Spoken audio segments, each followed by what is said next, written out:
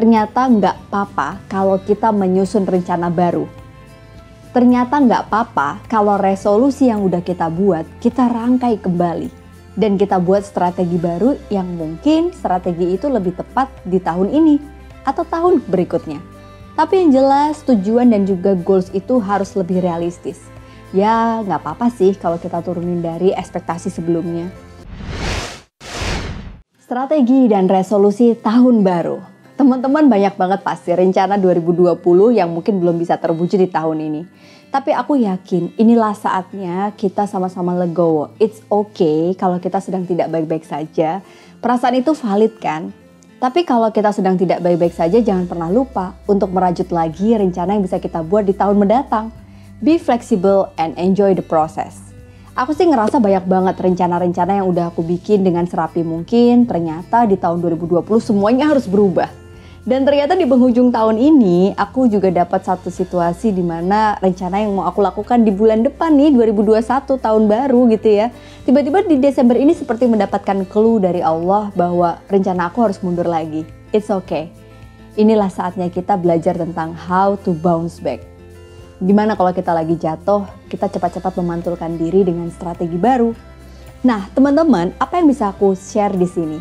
Yang pertama, ternyata nggak apa-apa kalau kita menyusun rencana baru. Ternyata nggak apa-apa kalau resolusi yang udah kita buat, kita rangkai kembali. Dan kita buat strategi baru yang mungkin strategi itu lebih tepat di tahun ini atau tahun berikutnya. Tapi yang jelas tujuan dan juga goals itu harus lebih realistis. Ya nggak apa-apa sih kalau kita turunin dari ekspektasi sebelumnya. Yang kedua, bagaimana goals itu diturunkan menjadi sebuah strategi yang possible untuk kita lakukan. Ini contoh, misalnya ya di pandemi ini aku tuh ngerasa banyak banget yang berubah akibat pola kehidupan yang mungkin semuanya jadi serba online. Kita keluar rumah aja was-was karena COVID belum berakhir. Perlu ada daya tahan tubuh atau imun karena kesehatan kita hari ini juga rentan. Dan aku juga membentuk satu pola yang dulu nggak pernah aku bayangkan seperti rajin olahraga, jaga kebersihan, memberikan asupan terbaik untuk gizi tubuh kita. Itu mungkin dulu aku pikir ya udahlah penting tapi nggak terlalu jadi concern utama. Ternyata pada saat 2020 ini pandemi, alhamdulillah justru di saat event aku semua di cancel yang secara offline, count the blessings. Aku hitung lagi berapa event webinar yang aku harus lalui dan setiap hari itu rasanya juggling dengan jadwal-jadwal yang aku nggak pernah bayangkan sebelumnya. Waktu itu aku sempat berpikir untuk tutup dulu kantorku karena semua event di cancel. Tapi di tengah webinar itu ternyata aku juga nggak boleh lalai untuk menjaga kesehatan. Tiba-tiba di akhir tahun ini aku juga harus dapat satu situasi di mana beberapa karyawan aku sakit.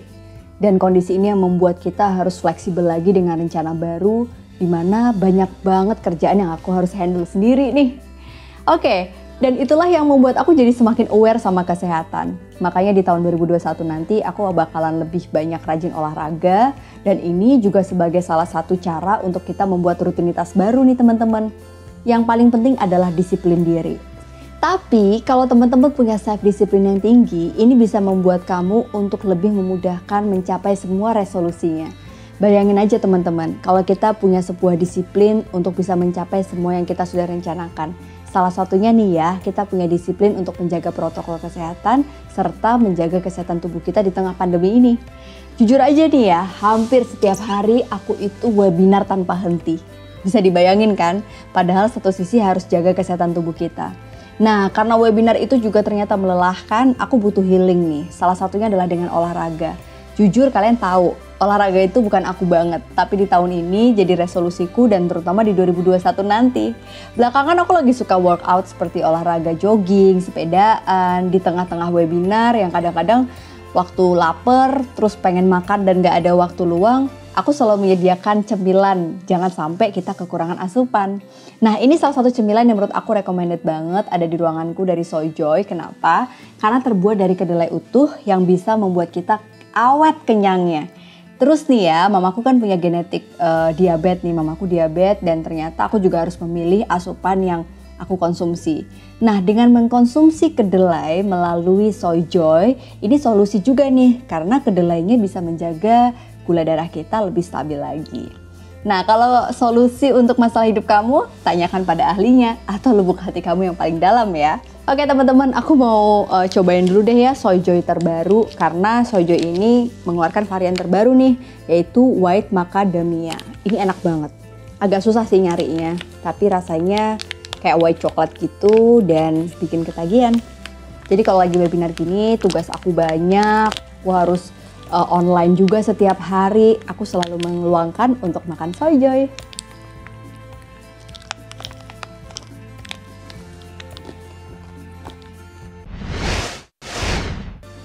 Nah, jadi habis bacain kolom-kolom yang ada di chat di sini nih, ternyata di episode-episode sebelumnya aku sering banget mengajak kalian untuk menuliskan masalah kalian.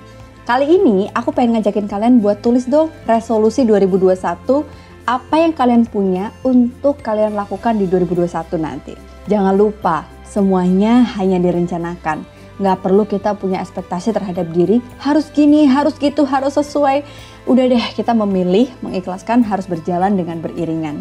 Ketika apa yang sudah kita pilih ternyata tidak sesuai harapan dan gagal, disitulah ikhlas untuk mengambil alih. Karena kita bukan perencana atau pengambil keputusan dalam kehidupan.